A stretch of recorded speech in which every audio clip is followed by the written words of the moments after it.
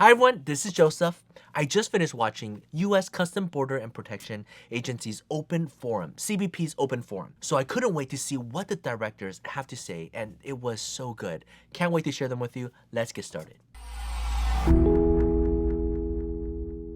First and foremost, and this is probably the biggest change, it's that CBP are no longer perceived as the bad guys. Just as what the pharmaceutical industry has done to reshape themselves during the pandemic, them being the saviors of mankind, that as opposed to drugging up mankind and just profiting off of all of us. Well, now CBP officers, they really saved the day. Let me explain. A few years ago, the tension between CBP officers, the immigration officers at the airport and at the land border, their relationship with Aila attorneys, with immigration attorneys, with the public could not get any worse. It was as bad as it can be because Aila, the Immigration Attorney Association, we ended up suing them because of a FOIA thing. And of course, they didn't have a great relationship with the public to start. And so it just completely fell apart. Years and years and years of diplomacy, working together, meeting every month with different agencies across the United States, every chapter, those communication came to an end. And meeting after meeting, we invited them to come to speak to us. They refused, and it was just terrible. Up till this past year. Sidebar, the LAX CBP officers have kept a really good relationship with SoCal chapter, and we continue to stay in good communication even during that very tense time. But we'll get back to that in a bit. So what changed this past year? Well, as you know, the consulates all across the world, they shut down. They couldn't interview people. They couldn't give visas. There were travel bans. There were bans on H visas and L visas for all sorts of different reasons. And immigrant visas were canceled. All sorts of problems created the situation where the consulates, the Department of State, as an arm of the US government, couldn't function. But major industries still needed to go on. People still needed to fly into the US to get their work done. Well, what can they do? They couldn't get their visas, or if they have a special emergency situation that they needed to apply for a waiver to come into the US and the consulates are not open, they couldn't get the visa. How then can they enter the US? Well, the gatekeepers, the CBP officers at the airport, on the northern border, on the southern border, they were the only hope, and they stepped up to the challenge. People from all over the world, with all their special needs and circumstances, brought their needs to the CBP officers, and they reviewed it, and they permitted people to come in on different visas as well. Let's talk about the LAX specifically because it was mentioned. Let's say you're a movie star and you needed to fly to the US to film the next big show for Netflix or for Disney. Well, you couldn't get the appropriate O visa because the consulates are closed. What do? LAX have allowed people to fly to their port, review their document, and allow them in on an O visa without getting the O visa. They were basically able to step up to what the Department of State and the consulates were supposed to do, but couldn't because of all sorts of reasons, and they were able to allow them in on the appropriate. It's like mom and dad not being able to be around because of all sorts of reasons, and your older sibling able to step up to the plate and take care of you.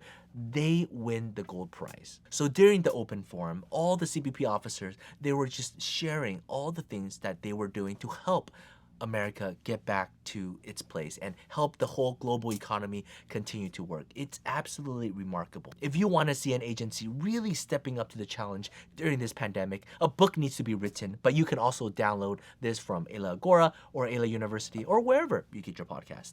But this has been an amazing forum. Now, during the open forum, this was our opportunity as Aila attorneys to also bring up some key issues that we needed clarification from the CBP officers that we otherwise couldn't. And now on public display, they were able to clarify. One of the questions was OPT students that traveled abroad during the pandemic and worked remotely.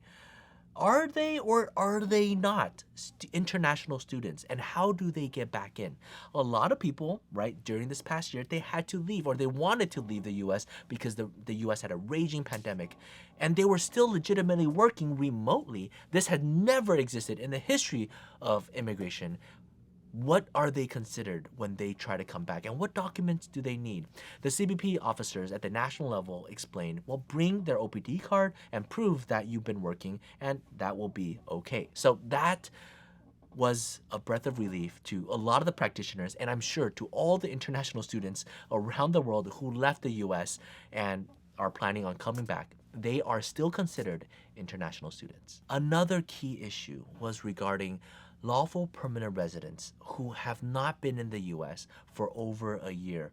What do we do, right? So by law, if you are a lawful permanent resident, if you are a green card holder and you left the US for over a year, technically CBP officer, they have the discretionary authority to challenge whether or not you have abandoned your green card. And if so, then they can confiscate your green card and you have to win it back in court. So what is the official policy by the CBP officers, right? We want to know. Now, of course, this past year, a lot of people have been outside of the US for over a year. Some have been over outside of the US for over 2 years or 3 years.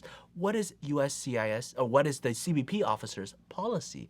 And we were waiting to hear them talk about it. In addressing this problem, the CBP officers cautioned everybody who's entering to prepare their documents well. Prepare your tax returns. Prepare your residency in the US. What ties do you have here? As if you're applying for a B1 visa, right? Show your home ties to this country so the officer could see it and just immediately believe that this is your home.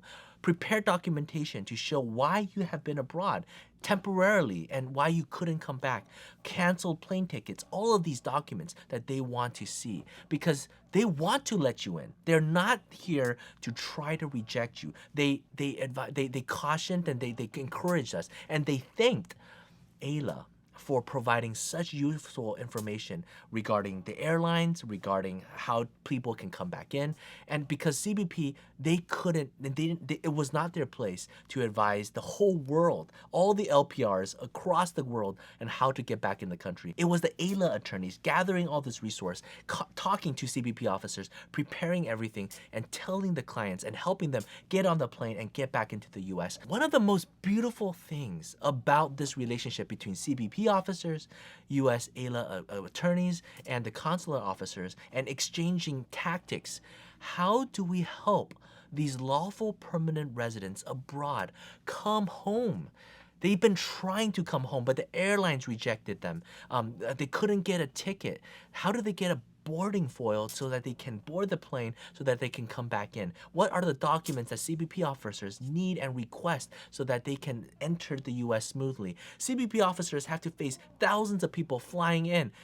And if they don't have the documentation, how are the CBP officers supposed to decide who's supposed to be lawfully in, who are they supposed to confiscate their green card? And so getting this information out, dismissing the fear, preparing the clients well, everybody is on the same page. And seeing this relationship blossom in this time of trial, that's just beautiful. Considering just a few years ago, the tension and the relationship was at its worst. During this open forum, the CBP officers offered so many good advice and resources on how to deal with particular problems with the airlines, for example. So much resources. And also, if you're having a problem with global entry, they talked about that. They talked about the CBP app that everybody should download.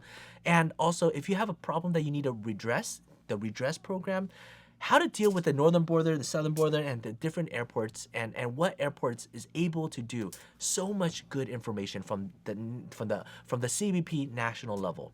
This was provided, and this opportunity was made possible because of Aila. So your sponsorship, your subscription to Aila, your membership fees made this happen. So thank you, Aila members. And if you are the public, well, you should, one, thank Aila, but second, you can also get this particular recording off of Aila Agora, I believe, and you just have to pay a little bit more, I think. And you can also hear everything. So There was so many good information here, and that wraps up this video. This is the last session for day 2. I'm pretty exhausted, quite honestly, but it's okay. I'm gonna push through. There's day 3 and day 4. If you like what I'm doing and you want to encourage me, please hit that like button, subscribe, and I'll see you tomorrow. Bye-bye.